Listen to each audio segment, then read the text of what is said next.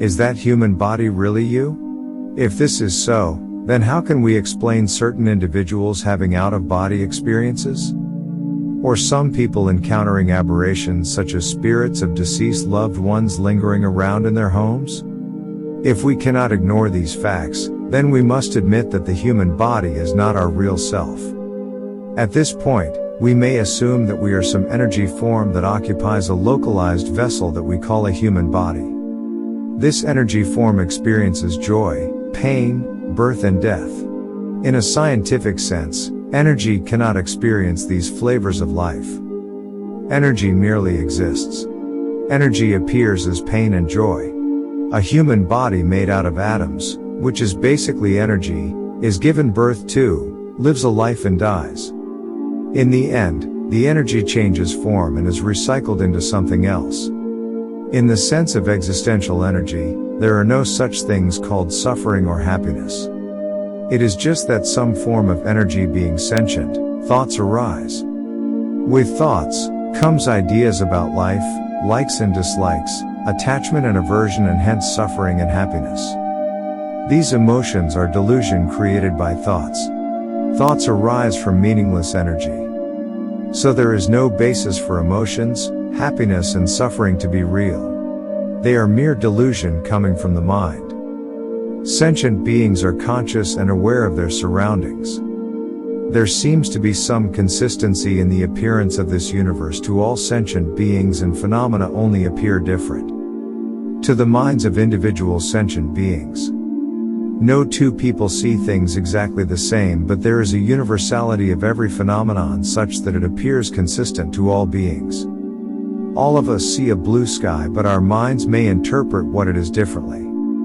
So it seems that consciousness or awareness is universal and mind is individual and localized to individual sentient beings. All sentient beings are conscious of the same things in this universe, but their minds may interpret things differently due to their mental conditioning. But energy being energy, energy appears as thoughts and mind. Whatever appears as thoughts and mind are delusional concepts. They are meaningless. Mental concepts and ideas are mere appearances too, just as shapes and colors appear as objects and sounds appear as spoken words. Human beings live with delusional minds. They live in a world of symbols and concepts that does not reflect the reality of the universe. In fact, much of the universe remains undiscovered in the scientific sense. The human mind arises out of thoughts. And thoughts exist due to energetic interactions in this universe.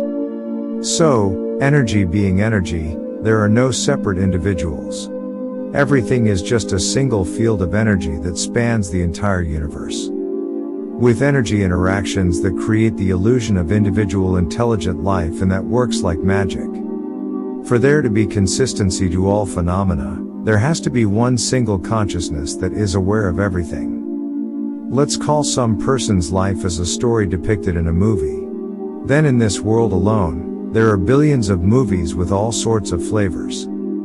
Each main character in each movie sees the other characters with a mind of his own. But the universal consciousness sees all these movies and the characters in them in a very consistent manner.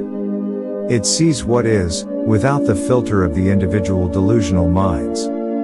This consciousness is like the movie screen in a cinema onto which all movies are projected.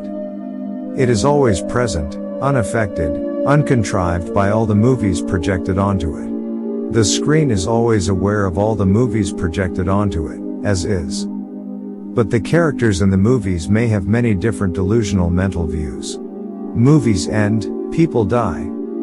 But the screen remains there just as the consciousness is always present and aware of the universe. When the person is awake, he may seem to be living a life. But when he is asleep and dreaming, that dream may seem alien and unfamiliar to him. They are like two separate things. But in both scenarios, there is a common factor that exists, the consciousness. The consciousness is present in the waking life and in the dream. Then that, in fact, is the true self. The true self is the universal consciousness that is forever present, aware of all phenomena, and it is untouchable and indestructible by any phenomenon. Just as the movie screen is untouchable and indestructible by any character in the movies that are projected upon it. The problem with human beings is that they almost always identify their happiness and suffering with the contracted self inside the edges and boundaries of the human body, when in fact, their true self is the universal consciousness. In reality, the human body along with happiness and suffering are energetic appearances observed in the movie of life, and they have nothing to do with the movie screen, which is the real you. So all the happiness and suffering do not belong to you. You merely observe them. They are there. You are aware of them. But they are the movie and you are the movie screen. You are not responsible for anything that happens in the movie. And there is no free will. The movie screen cannot affect what goes on in the movie. What happens in the movie just happens. The movie screen cannot affect the outcome of the story in the movie. Sometimes when we go through hardships in life, we must understand the above point. We are not responsible for whatever happens. If we feel responsible, we are feeding energy to the delusional mind to worry about the problem and make suffering for ourselves. Consciousness does not experience happiness or suffering. It merely is there and it observes. That is our true self. Uncontrived, unaffected by the movies of life, untouchable, indestructible and infinite.